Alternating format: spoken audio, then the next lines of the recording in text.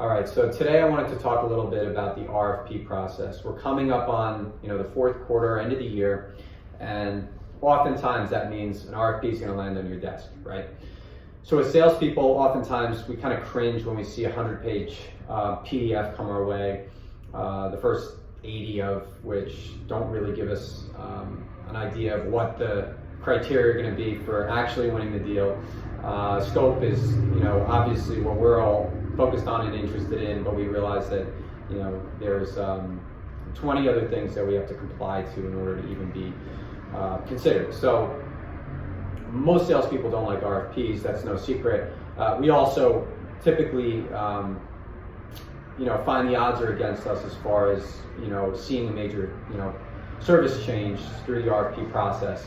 Oftentimes, this is part of a cycle of compliance or requirement internally for a client that they do a certain level of benchmarking against their incumbent provider, just as a best practice. So as professionals, we all understand and we respect that. But I think what happens is, and the focus of my conversation today with you is when an RFP is not released and we don't have clear terms, we find ourselves disappointed. So we have to ask ourselves, did we ask all the right questions? Or, did the client fully disclose what their criteria were, the expectations are of us in order to win this business?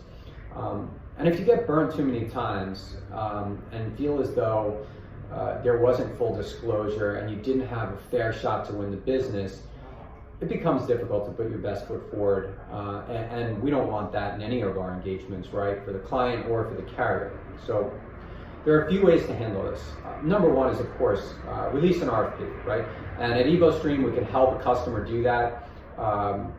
The other way to do it is simply put out certain contingencies, right? So we often go into an engagement where we say, look, if the end goal here is to ultimately get a better price from the existing provider, right? Do some benchmarking and make sure that everything that you're doing today is consistent with the opportunities out there in the market. That's fine. We'll put the work in, we'll go out to bid. In exchange for that, if we're able to save you money in a renegotiation, we need to have a recovery fee or some type of fee for the work that we put in. The third alternative is quite simply to allow everyone to compete, and that's the most common in the small business and the middle market space where we spend a lot of our time. The challenge there, and what we often run into, is the criteria are not documented. So that doesn't mean that we have to resort to a 50-page RFP or an RFI. I think what it means is we simply need to put something in writing, whether it's an email or a Word document, that's not going to end up in an indictment from your sales team 3 months later, that simply states what the objectives are, right? And if you meet these objectives, here are the commercial requirements that will be negotiated in order for you to actually win the business from a pricing standpoint, from a legal standpoint, etc. And if we do that, I think what we're going to get ultimately is we're going to get the best foot forward from our sales team, because as a salesperson, instinctually, when I go into an engagement, I have to make certain judgments, right? I need to then go back and prioritize my work and my staff's work based on, quite simply, the yield, right? Is there a high probability of sale with this opportunity? And if there's really not, it's difficult for us to say that we're going to put all our effort forward.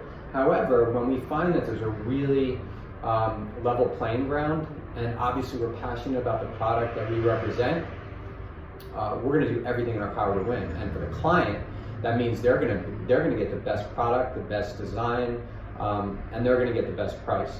So that's really the scenario that we want to advocate, right? And if you're not getting that as a salesperson, right, rather than feel frustrated when the process is over, what I would advise you do is take that initial first call and discovery meeting and document it. When you leave the meeting or you get off that conference call, even ask if you can take the WebEx. I'm not a fan of having to do that every meeting, but on those first meetings, sometimes it's helpful when a lot of information is being put out there to be able to gather your thoughts, take notes. Then you're not required to take a ton of notes during the meeting, especially if you're the only one interfacing with the client. But ultimately, come back and say, hey, here's what I heard. here are the criteria, here are the expectations, and here's what we would like to do in order to earn your business, basically requalifying everything that you've understood. And there's nothing wrong with that. Now, if you don't get feedback from the client when you do so, I think it is time to pump the brakes. I think you need to evaluate and make sure that the opportunity that you're working on is viable, and that you are properly prioritizing that with the other work and customers that you have. So I think in any scenario, the winning formula is transparency, right? From the client or from the salesperson. As salespeople, we have to admit that we're here to earn commissions.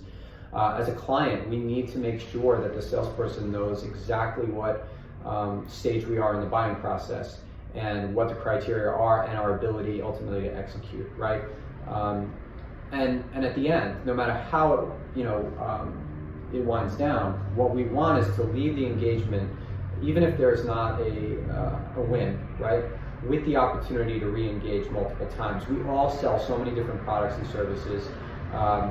Cycles go by very quickly. Years pass. Before you know it, there's another opportunity to sell or redesign the same network. And we want to leave those lines of communication really open so that we can continue to add value for each other throughout our careers. So if you have any questions on this, any frustrations, anything at all, I would love to talk to you. Comment below or direct message me and we can have a chat. If you're a client and you're struggling with the process of interfacing with your vendors, we're experts at handling that. So, and as I described, there's a few different flavors of how we deal with those engagements and the pricing models. So we're happy to talk more about what your project is and how we can help. So again, you can reach me via LinkedIn, and I'm happy to reply and get the conversation started. Thanks again for listening in, and look forward to talking soon.